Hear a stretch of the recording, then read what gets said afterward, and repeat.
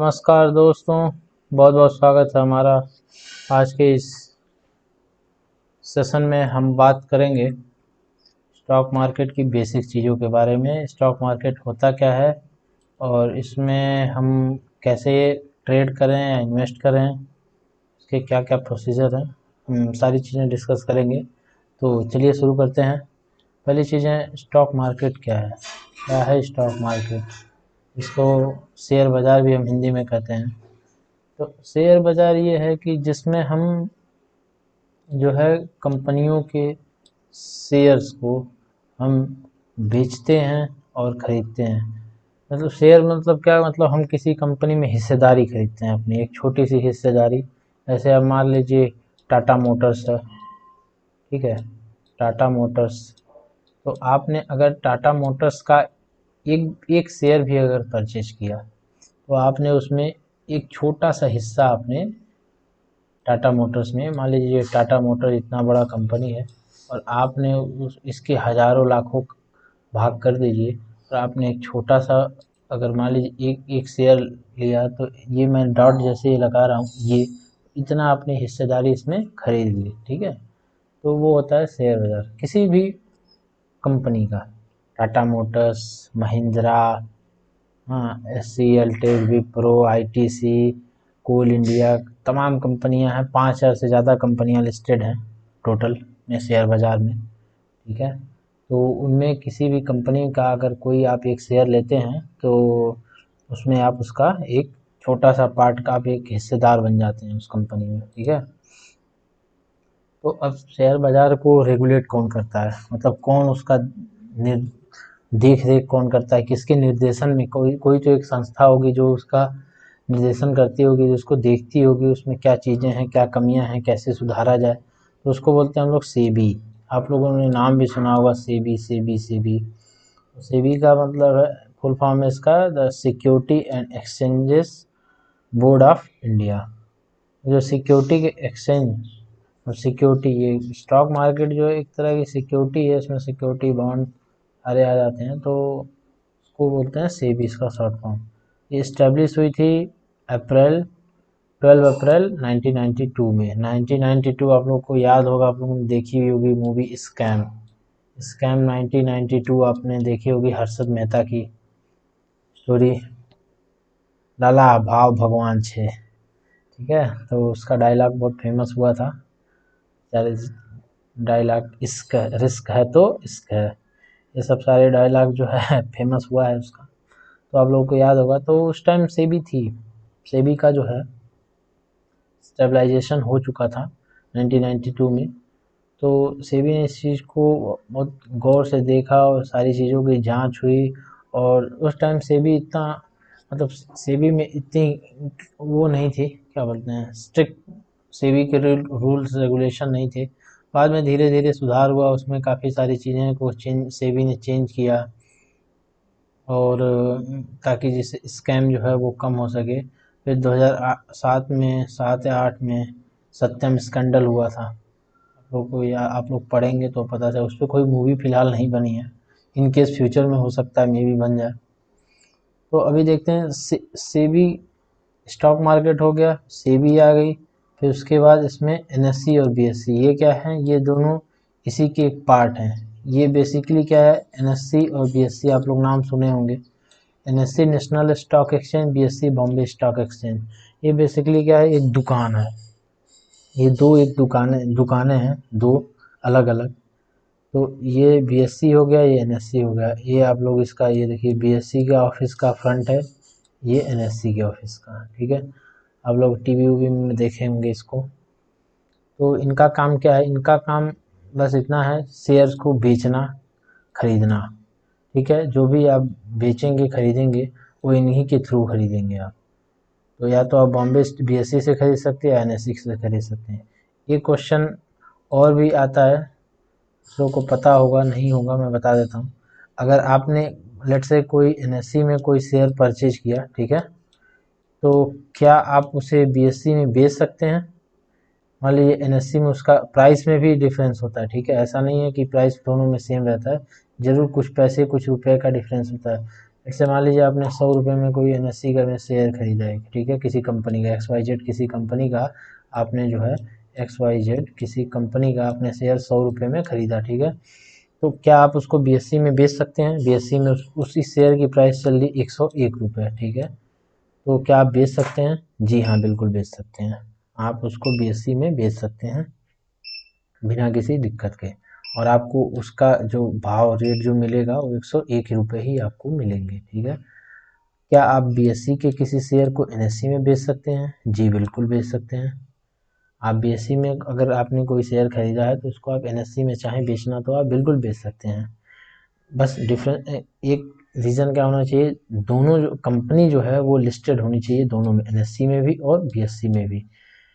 ये ज़्यादा केसेस में ऐसा होता है कि दो कंपनियां दोनों स्टॉक एक्सचेंजेस में लिस्टेड होती हैं, लेकिन मोस्टली कंपनी जो है BSE में आपको ज़्यादा लिस्टेड मिलेंगी, NSE में कम मिलेंगी। अगर जो कंपनी NSE में लिस्टेड है वो 110% श्योर है कि वो BSE में लिस्टेड है, लेकिन जो कंपनी BSE में लिस्टेड है उसकी 100% श्योरिटी नहीं है कि वो NSE में भी लिस्टेड है।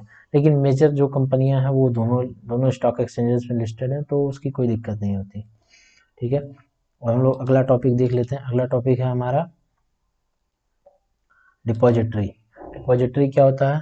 तो डिपॉजिटरी में a depository is an entity which helps an investor to buy or sell securities such as stock and bond in a paperless manner. Depository का काम क्या है? आप लोगों को एक मतलब क्या बोलते हैं, सहायता प्रोवाइड करना, ठीक है, हेल्प्स करना। किसके लिए? कि आप पेपरलेस ट्रांजेक्शन कर सकें, पेपरलेस किसी स्टॉक को है आप बेच सकें, खरीद सकें। पहले क्या होता था, स्टॉक जो है वो ऐसे पेपर पेपर पेपर ट्रांजेक्शन होता था, मतलब आप पर्टिकुलर उस कंपनी में जाके या किसी ऑफलाइन ब्रोकर के थ्रू जाके उसको आप परचेज करते थे और बेचते थे, उसको आपको एक पेपर मिलता था। अभी ऐसा सिस्टम नहीं है, ठीक है। तो बेसिकली दो डिपॉजिटरी हैं इंडिया में, NSDL और CDSL। और आपका जो डीमेट अकाउंट, आगे हम लोग डिस्कस करेंगे डीमेट अकाउंट क्या होता है। डीमेट अकाउंट भी इन्हीं दो डिपॉजिटरीज में ओपन होता है, या तो आइदर वो NSDL में होगा या CDSL में होगा, ठीक है। इनका काम यही है कि वो आपके जो आपका फिजिकल जो आपका ट्रेडिंग का जो इन्वेस्टिंग और ट्रेडिंग का जो भी चीज़ें हैं उसको डीमेटेरियलाइज फॉर्म में उसको अपने पास होल्ड करना और उसको जो है डीमेटेरियलाइज फॉर्म में ट्रांसफ़र करना, ठीक है। तो बेसिकली यही काम है डिपॉजिटरीज का, ठीक है। पहले जो शेयर परचेज होते थे, बेचे जाते थे, खरीदे जाते थे, वो पेपर ट्रांजेक्शन होता था, पेपर बेस, अभी पेपरलेस है, ठीक है। अब आपको स्टॉक मार्केट में इन्वेस्ट करने के लिए how I can invest in stock market, तो उसके लिए क्या करना पड़ेगा? उसके लिए पहले आपको डीमेट अकाउंट की ज़रूरत पड़ेगी, डीमेट अकाउंट और ट्रेडिंग अकाउंट। डीमेट अकाउंट की आपको रिक्वायरमेंट होगी। डीमेट अकाउंट ओपन करने के लिए क्या चाहिए? पैन नंबर होना चाहिए, पैन कार्ड होना चाहिए आपके पास, ठीक है। आपका आपको आपके पास आधार कार्ड भी होना चाहिए, इसमें आधार कार्ड मेंशन नहीं है, आधार कार्ड भी होना चाहिए, ठीक है। पैन कार्ड हो गया, आधार कार्ड हो गया, आपके पास बैंक अकाउंट होना चाहिए, ठीक है। बैंक अकाउंट हो गया आपका, ठीक है, बैंक अकाउंट भी होना चाहिए। ये तीन चीज़ें आपका हो गया, पैन, आधार और बैंक अकाउंट। ये तीन तो आपके पास KYC के लिए डिटेल्स हो गए। अब उसके बाद आपको एक ब्रोकर चूज करना है। ब्रोकर मोस्टली दो टाइप्स के होते हैं, डिस्काउंट ब्रोकर और फुल सर्विस ब्रोकर, इसको हम लोग आगे डिस्कस करेंगे। उसके बाद डीमेट अकाउंट आपने ओपन कर लिया। डीमेट अकाउंट किस में ओपन होगा? NSDL और CDSL में। ये आपका काम नहीं है, ये ब्रोकर खुद डिसाइड करेगा कि वो किस में आपका अकाउंट ओपन करवा रहा है, NSDL में और CDSL में। आपका काम सिर्फ इतना, आपको ब्रोकर चूज करना है, ओके। उसके बाद आपका डीमेट अकाउंट ओपन हो गया, आप उसमें फंड ऐड कीजिए और इन्वेस्ट कीजिए, अच्छे स्टॉक को पिक कीजिए और उसमें इन्वेस्ट कीजिए। अच्छे स्टॉक को पिक करने के लिए आप जो है खुद एनालिसिस कर सकते हैं, उसके लिए काफ़ी प्रोसीजर है, काफ़ी आपको सीखना पड़ेगा, प्रैक्टिस करना पड़ेगा। और चलिए हम लोग नेक्स्ट देखते हैं कि अब डिस्काउंट ब्रोकर और फुल सर्विस ब्रोकर क्या होता है। तो देखिए बेसिकली डिस्काउंट ब्रोकर जो होता है वो उनका चार्जेस जो होता है थोड़ा कम होता है, लो चार्जेस होता है, और फुल सर्विस ब्रोकर का हाई चार्जेस होता है। इसमें ये सारे डिस्काउंट ब्रोकर में Zerodha, stock angel broking, grow 5 पैसा, और फुल सर्विस ब्रोकर में IIFL, ICICI direct, Motilal Oswal, ऐसे ये सब सारी चीज़ें जो है ये फुल सर्विस और डिस्काउंट ब्रोकर में है। अब इसमें ये इनकी कुछ फैसिलिटीज़ ज़्यादा होती हैं, जैसे ये आपको आइडियाज़ प्रोवाइड करते हैं, ट्रेडिंग आइडिया, इन्वेस्टिंग आइडिया, कि आप ये स्टॉक पिक कर लीजिए, इतने दिनों में ऊपर जाएगा, इतने दिन नीचे जाएगा, और सारी चीज़ें इनका कुछ ज़्यादा होता है, तो इसके लिए इनके चार्जेस भी ज़्यादा होते हैं। और इनमें ये सब सारी चीज़ें नहीं होती हैं, इसमें आपको सब कुछ खुद करना पड़ेगा। ट्रेडिंग इन्वेस्टिंग आपको कोई गाइडेंस नहीं करेंगे, ठीक है। तो अगला हम लोग देखते हैं, अगला क्या है, नेक्स्ट जो है how to make money in stock market, किस तरीके से हम पैसा बना सकते हैं। पैसा बनाने के दो तरीके हैं, इन्वेस्टिंग है, आइदर आर ट्रेडिंग है। ट्रेडिंग को हम लोग बाद में डिस्कस करेंगे, इन्वेस्टिंग में देख लेते हैं। इन्वेस्टिंग में लॉन्ग टर्म इन्वेस्टिंग है, शॉर्ट टर्म इन्वेस्टिंग है। लॉन्ग टर्म इन्वेस्टिंग क्या होता है, आप मोर देन 1 ईयर, एक साल से ज़्यादा अगर आप किसी स्टॉक को अपने पोर्टफोलियो में होल्ड करके रखते हैं, ठीक है, तो उसको बोलते हैं लॉन्ग टर्म इन्वेस्टिंग है। Short term investing less than 1 year, एक साल के पहले ही आप उसको बेच दिए, ठीक है, तो वो हो गया आपका short term investing. Long term investing में एक चीज़ आगे होती है, लॉन्ग टर्म कैपिटल गेन, उस पर आपको टैक्स नहीं देना पड़ेगा। एक साल से अगर ज़्यादा आप इन्वेस्ट करते हैं उस पर आपको 0 टैक्स है, 0% का टैक्स है उस पर, ठीक है। और शॉर्ट टर्म इन्वेस्टिंग में अगर आपको प्रॉफिट होता है तो उसमें जो है आपको टैक्स देना पड़ेगा। ये चीज़ें हो गई, ठीक है। अब स्टॉक मार्केट ओपन कब से कब तक रहता है, तो ये मंडे टू फ्राइडे 9:15 से 3:30 तक, ठीक है। मॉर्निंग को 9:15 AM से इवनिंग को 3:30 PM तक ये ओपन रहता है, Monday to Friday. Saturday Sunday holidays रहता है, मार्केट क्लोज रहता है, और इन्हीं गवर्नमेंट हॉलीडेज पे मार्केट क्लोज रहता है, ठीक है। अब हम लोग ट्रेडिंग का पार्ट आ गया। ट्रेडिंग में है intraday trading, option trading, futures trading, swing trading. हम लोग इंट्राडे ट्रेडिंग को स्टडी करेंगे और स्विंग ट्रेडिंग को मैं बता दूंगा इंट्राडे में ही कि स्विंग ट्रेडिंग क्या होता है, ठीक है। बाकी फ्यूचर एंड ऑप्शन ये अलग सेगमेंट है, और ये इसमें रिस्क टू रिवार्ड दोनों चीज़ें बहुत ज़्यादा होती हैं, तो इसको हम लोग बाद में डिस्कस करके आने वाले कुछ दिनों में मैं इसको थोड़ा बहुत इस पर भी आइडिया दे दूंगा, ठीक है।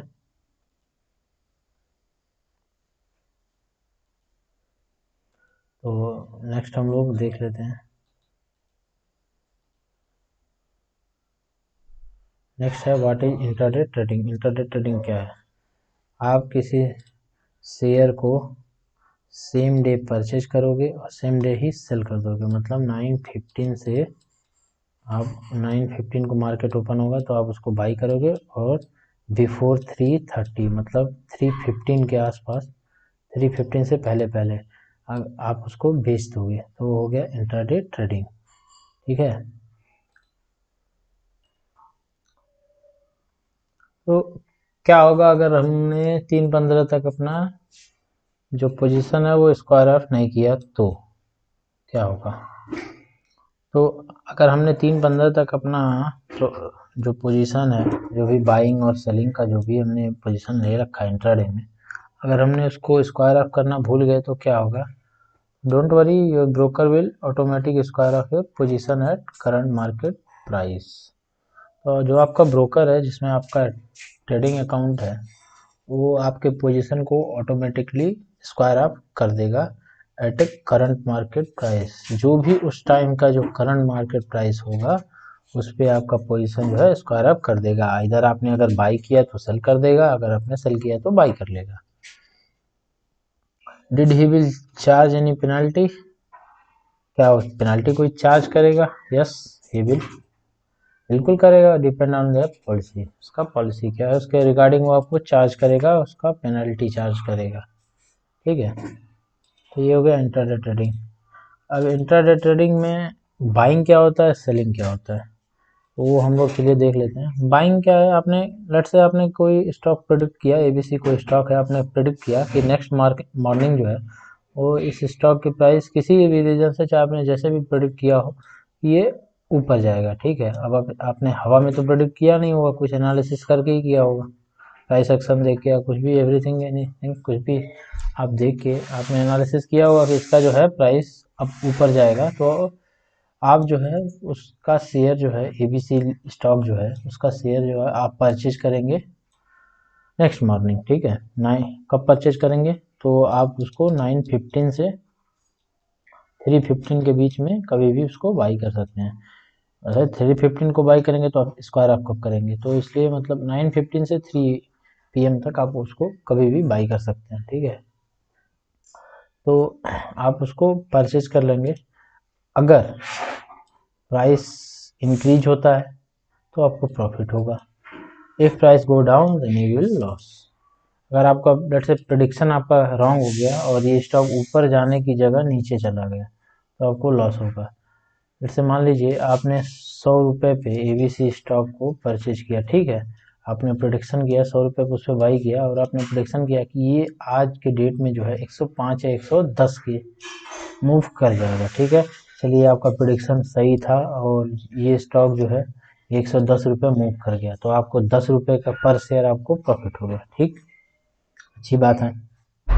लेकिन अगर आपका प्रिडिक्शन रॉन्ग हो गया और ये स्टॉक ऊपर जाके थोड़ा सा ऊपर गया, मान 102 रुपये ऊपर गया, फिर ये नीचे आ गया, ठीक है, और ये 90 आ गया, अगर ये फिर 90 आ गया तो आपको फिर क्या होगा, फिर आपको 10 रुपये पर शेयर का लॉस जो है आपको बुक करना पड़ेगा, ठीक है। क्या आप लॉस बुक कर सकते हैं, देखिए दोनों कंडीशन है, आप लॉस चाहें तो आप बुक कर सकते हैं, चाहे तो आप उस पोजीशन को जो है डिलीवरी में कन्वर्ट कर सकते हैं, intraday to delivery, intraday to delivery उसको कन्वर्ट कर सकते हैं, ठीक है। डिलीवरी में जो है आप उसको कन्वर्ट कर सकते हैं। क्या इसका कोई चार्ज है, जी नहीं, बिल्कुल नहीं, ये फ्री ऑफ कॉस्ट होता है, कोई चार्जेस नहीं लगेंगे। बस इसको आपको क्या करना है कि आपने लेट से आपने 100 रुपये पे स्टॉक खरीदा, मान लीजिए 100 रुपये पे आपने एक क्वांटिटी परचेज किया, ठीक है।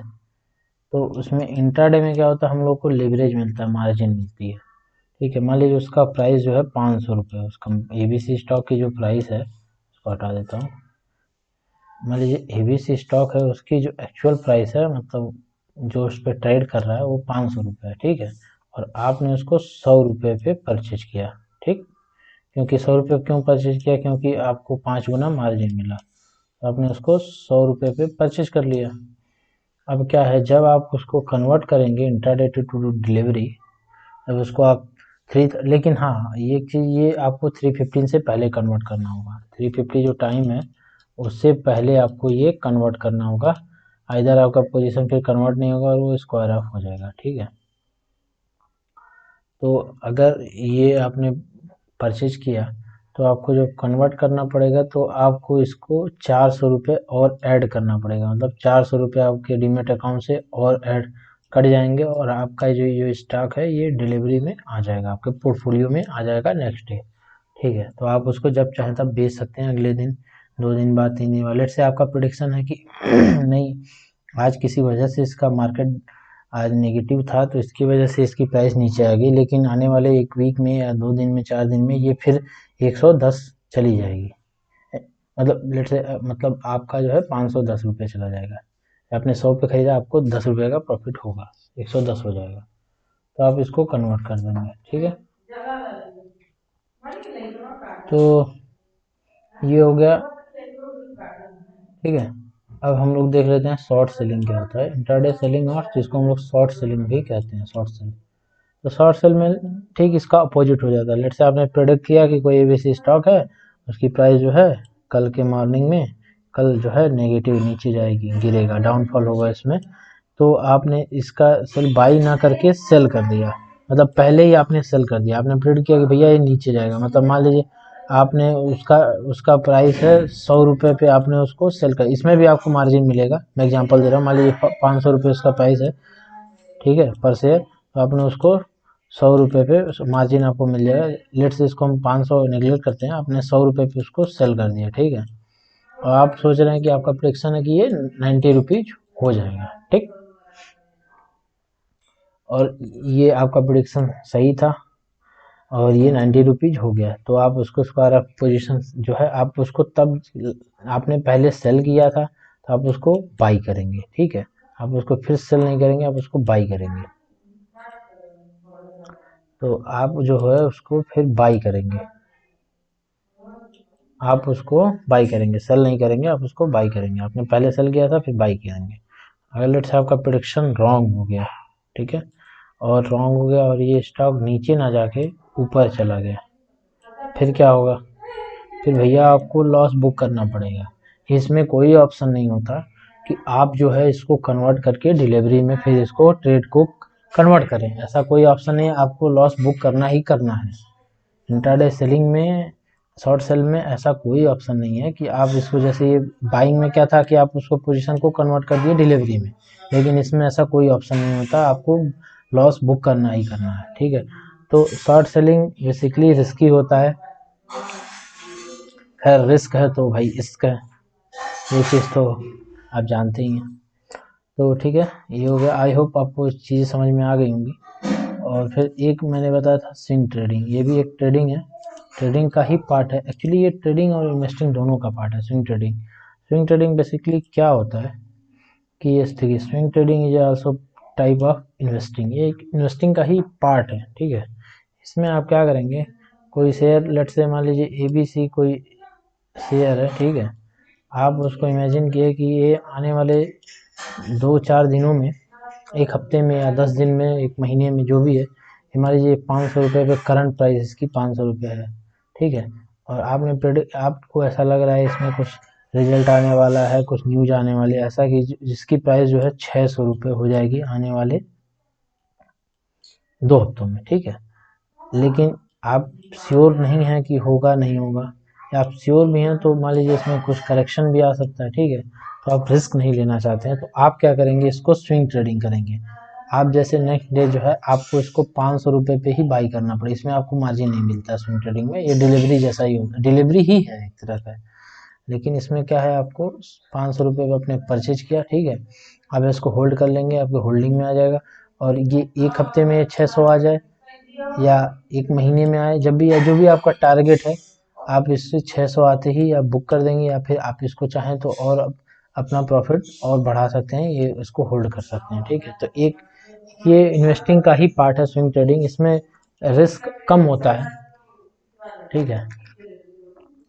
रिस्क टू रिवार्ड रेशियो कम होता है। तो ये भी एक ट्रेडिंग का ही पार्ट है, मतलब आपने आज खरीदा लेकिन आप इसको बेचेंगे कल, या एक दिन बाद, 2 दिन बाद, परसों, नरसों, एक महीने बाद, हफ्ते भर बाद, कभी भी आप इसको बेच सकते हैं, ठीक है। ये हो गया स्विंग ट्रेडिंग। आई होप आपको फ्रेंड्स सारी चीज़ें समझ में आ गई होंगी। मैंने बेसिक से बताया, बिल्कुल बेसिक है ये समझिए जीरो लेवल, जीरो से आप एक लेवल में गए, आपने बस चीज़ों को समझा है। तो अगर आपको चीज़ें समझ में आ गई होंगी तो फ्रेंड्स लाइक कर देना वीडियो को, और चैनल को बिल्कुल सब्सक्राइब कर लेना, ताकि मैं आगे आपको ऐसे कंटेंट बनाऊंगा तो आपको उसका, और हाँ, बेल आइकन को प्रेस कर देना, घंटा बजा देना, ताकि ऐसे कंटेंट में बनाऊं तो आपको उसका नोटिफिकेशन चला जाए और आप इजीली देख सकते हैं। मैं बेसिक से ही हर चीज़ें बताऊंगा, बिल्कुल बेसिक से। ये स्टार्टअप था, ये फर्स्ट पार्ट था, आगे भी तमाम बहुत सारे पार्ट इसके आएंगे, ठीक है। तो ठीक है फ्रेंड, फिलहाल के लिए इतना ही, बाय बाय।